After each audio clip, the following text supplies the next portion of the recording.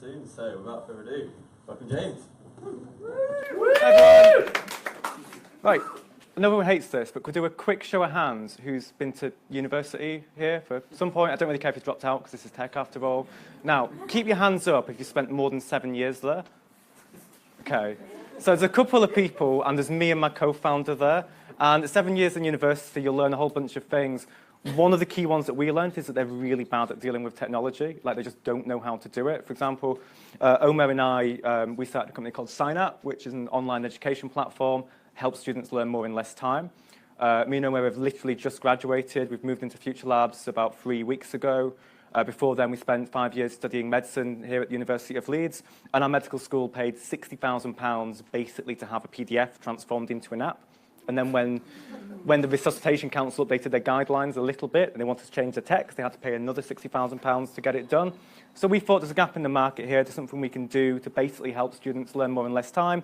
So we made Synap. It's an online education platform. We get students to either create their own quizzes or access quizzes made by publishers such as Kaplan and Oxford University Press. We then challenge them to study in little chunks at multiple points throughout the day rather than cramming it all towards the end.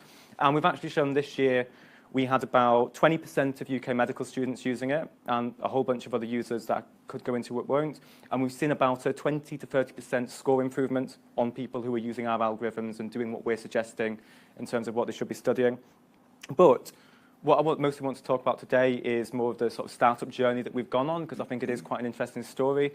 Omair and I basically taught ourselves to code when we had this idea. We didn't have much sort of formal business experience, which I realise isn't too uncommon in the startup world. But I think we really were just trying to address a problem that we saw we faced as students. We noticed that we like to study in short bursts at time whilst waiting for a bus or having a coffee rather than doing late nights at the library.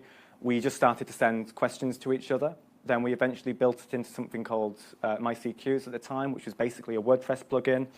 That ended up getting more popular, so we decided let's make it its own thing. We built a really bad-looking website called MyCQs that was running on PHP and the basic LAMP stack at the time.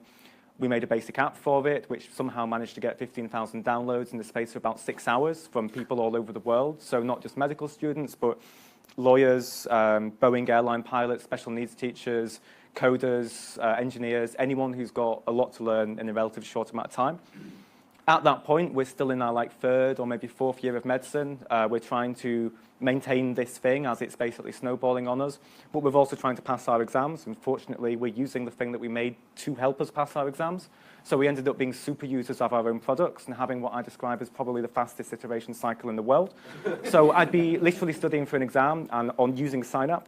I'd see something I didn't like. We'd switch up into an IDE, change a little thing, come back into it, and then start going again.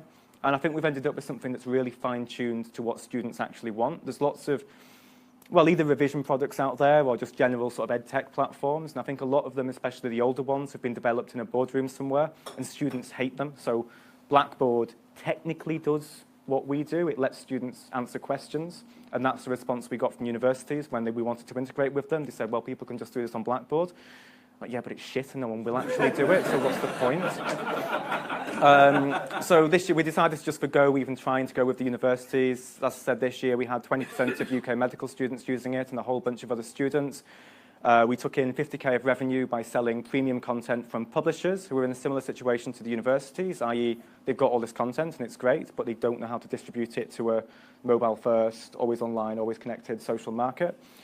And this year, well, as I said, we've been working in Future Labs for about 3 weeks now. It's my co-founder and I. We've just taken on 2 employees, sort of doing it full-time, which has made a big difference. Plans this year are to secure an investment round over the next couple of months, start working with other publishers, start improving the UX of the site and really scaling it up.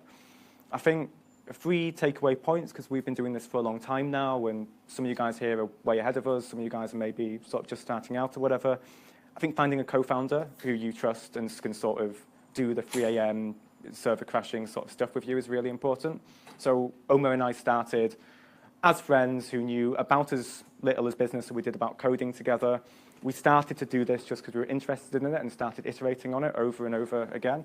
Eventually, the roles just naturally evolved into, I guess, sort of CEO and CTO, and now we've still got that sort of mutual understanding of what each other do. so it lets us solve problems in a really easy way.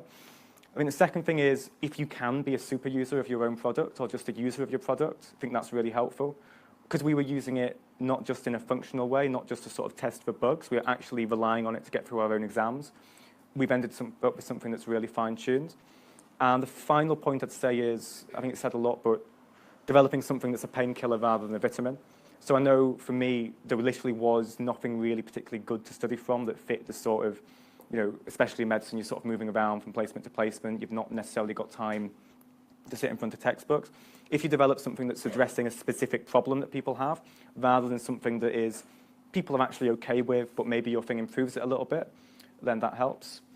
And yeah, over the next year, we just want to scale Synap up, start working with different publishers, start working with some universities, making a few inroads into the LMS market. We think we've got a light version of an LMS that companies could use to help train their employees. If anyone wants to talk to me about that later, they can do.